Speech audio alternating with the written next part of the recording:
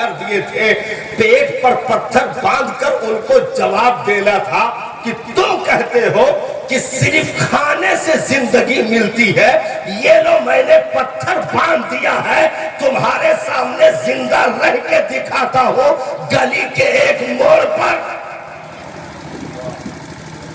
رکانا مل گیا۔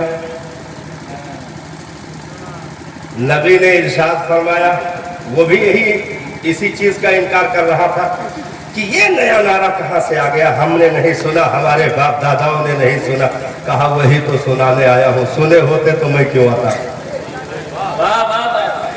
اگر سنے ہی ہوتے تو مجھے آنے کی ضرورت کیا تھی؟ وہی تو سنانے آیا ہوں جو تمہارے باپ داداؤں نے نہیں سنا۔ رکانا، کلمہ پڑھ لیو۔ ہنسا، زور سے ہنسا، کیونکہ اس کا میدان الگ تھا، نبی کا میدان الگ تھا۔ اس نے اپنے میدان کے اعتبار سے ایک مذاق کیا، حقیقت نہیں تھی، مذاق کیا۔ کشتی لڑ جاؤ تو کلمہ پڑھ لی کہ ابھی نبی فوراً انکار کر دیں گے، نبی فوراً انکار کر دیں گے کہ رکانا، تمہارا میدان الگ ہے، میرا میدان الگ ہے، بھائی ہم لاٹھی چلاوے آئے ہیں، نبی ہوئی کلمے کی دعوت دینے آئے ہیں، کلمہ پڑھ لو۔ اب سب سے کشتی لڑ لڑ کے اسلام قبول کروائیں گے تم تو ہو گیا معاملہ۔ تو مذاق میں رکانا نے کہا کہ اگر کشتی لڑو تو کلمہ پڑھ لو۔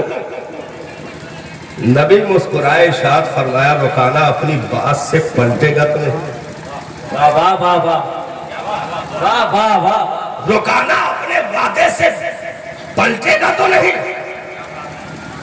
اب اس کے قدموں نیچے زمین کھسکنے لگی، لاگت ہے مہنگا پڑ گیا۔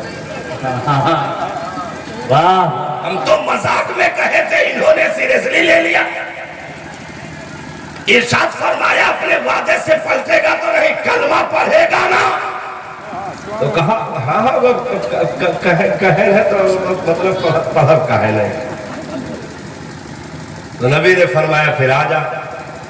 جیسے سامنے آیا نبی نے اٹھا کر کے دے دیا، واہ واہ واہ، ایک ہاتھ سے اٹھا کر کے پٹک دیا، ایک ہاتھ سے اٹھا کر کے رکانا جو تقریباً 500 آدمیوں سے تنہا لڑنے کی طاقت رکھتا تھا، مکہ کا سب سے مشہور و معروف پہلوان، کتنی جانوروں کے گھی کھائے ہوگے، کتنا دودھ پیا ہوگا، کتنی مرگن غذائیں لی ہوگی، ایک جھٹکے میں نبی نے ایک ہاتھ سے اٹھا کر زمین پر پٹک دیا،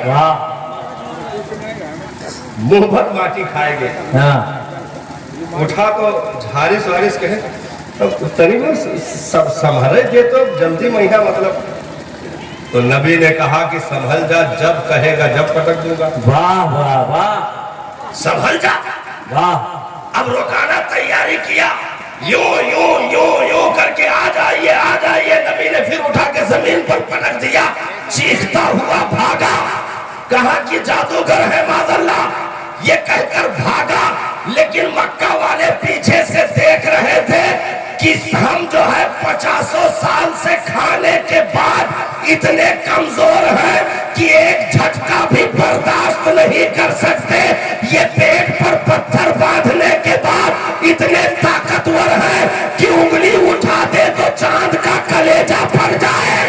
واہ واہ واہ، کیا کہنا، انگلی اٹھا دے تو چاند کا کلیجہ پھٹ جائے۔ معاملہ غذا کا نہیں ہے، معاملہ جسم کا نہیں ہے، معاملہ مرکب غذاؤں کا نہیں ہے، بلکہ معاملہ روحانیت کا ہے، روح کی طاقت کا ہے، اندر کی طاقت کا ہے، اندر کی قوت کا ہے۔ نبی نے ارشاد فرمایا میرے امتیوں، تم اندر کی طاقت مضبوط کر کے رکھنا، دنیا ہمیشہ تمہارے قدموں میں پڑی رہے گی، وہی سر اٹھانے کی جرات نہیں کر سکتی ہے۔ دنیا ہمیشہ تمہارے قدموں میں رہے گی، کبھی سر اٹھانے کی جرات نہیں کر سکتی ہے۔ اور بنایا